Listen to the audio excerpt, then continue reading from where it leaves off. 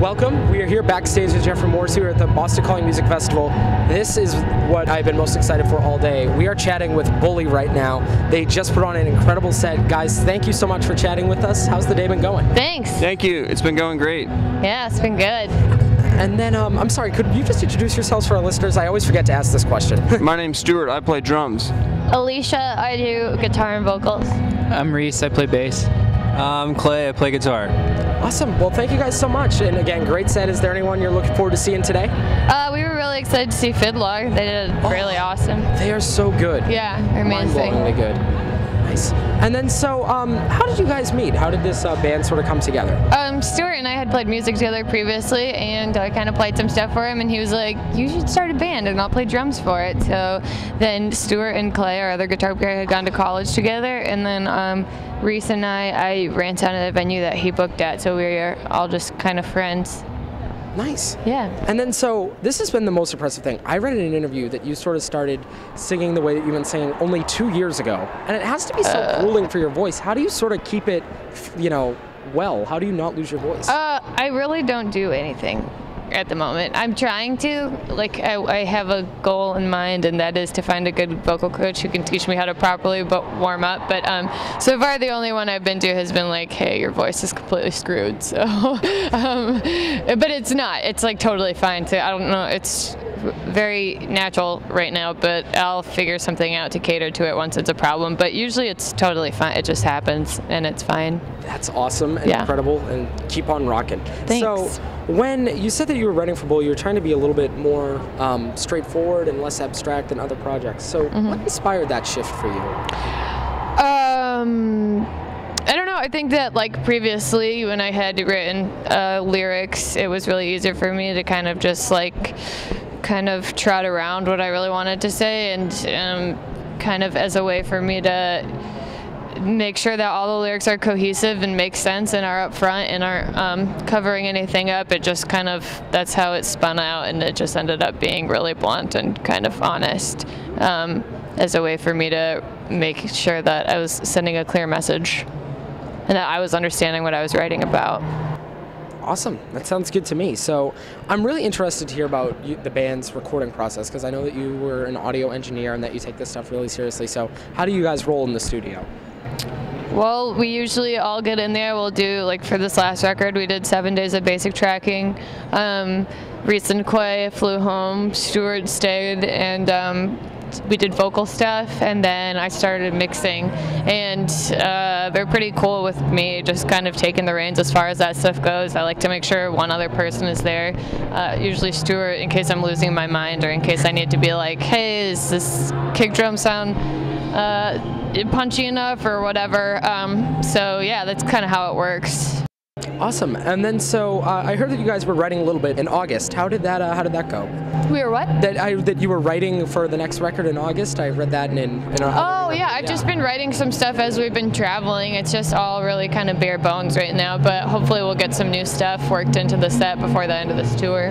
Now, do you enjoy writing on the road, or do you prefer kind of writing it when you have quieter time? It's way, way, way easier to write at home, but it's not possible. Yeah, like, we're just never home, so I kind of have to make it work. So I'm in the process of it.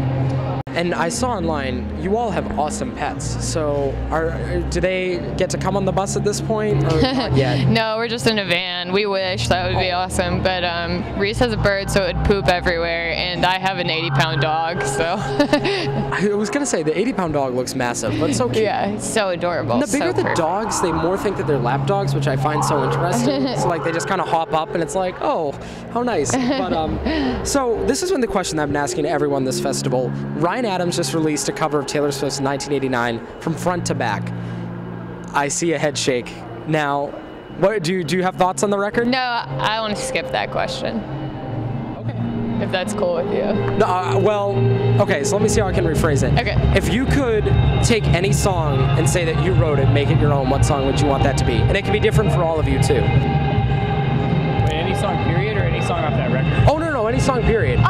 I was going to ask you what album you'd want to cover front to back. I was going somewhere, yeah. I love Ryan Adams. I'm a huge Ryan Adams fan. I'm not a huge Taylor Swift fan. But I'm sure that record is phenomenal because he's such an amazing songwriter. But I don't know actually is really good. Yeah, Reese likes it. I don't know off the top of my head. Can you think of anything? I mean, I know I've literally said so many times, if I could write this song, then I could like die happy if I had written that song. I was just talking about a song the other day and I was like, it's so, so good. Yeah, no, not a problem. It's tough to go back through thousands of years of music and be like, I want that. Yeah, I mean, there's so many songs that we really love. It's just hard. It's like when you get asked what you've been listening to recently, and then all of a sudden you're like, oh, I don't know, I can't think of anything. All right, I will scratch the last question. And when you cover a song, sometimes you can learn a lot about the way that maybe other people write, or you learn interesting things about music. But then to try to re-record a record, then you have to have some kind of intention, like that you want to make it your own or something. And I don't know if we have it, and that becomes like its own separate weird thing. I mean, it'd be fun to just learn how to play every song on someone else's record, but like to rewrite it or make it your own, like you'd have to like have a reason to do that. But so I don't know if we really have. So that's something completely different. Yeah. I'm sorry, that was so complicated. No, trust me. We don't ask these questions expecting, if we were asking for a specific answer, we'd ask for a specific answer. I'd like to see how different bands take it, but so it's safe to say, as a new band, you've done a ton of these radio interviews. They have to get boring. What do you wish people would ask you? I like getting asked about our pets.